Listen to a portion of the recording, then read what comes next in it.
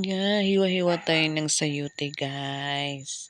Magluto ako ng gulay ngayong gabi. Ayan, hiwa-hiwain muna natin. May 2 piraso to eh. 2 piraso to na sayote. Kaya ang ginawa ko, hiniwa-hiwa ko na.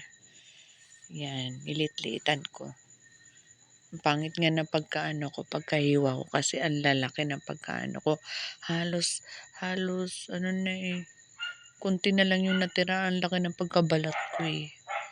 Ayan, hiwa-hiwain muna natin. Ayan, luto na.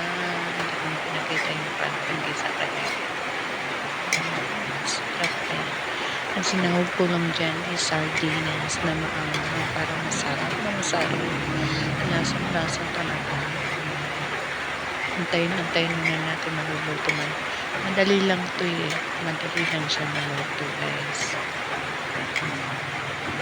Halo-halo lang natin guys. Ayun na guys, malapit na maluto. Konting-konti na lang maluluto na to. Kakain na tayo. Pagkatapos nito, ayan na, konti na lang yan. Tinakpan ko para mapabilis. Tapos ayan na. Ang sarap. Ayan na. Lutong-lutong na talaga guys. Thank you guys sa papanood mo sa akin video. God bless you all.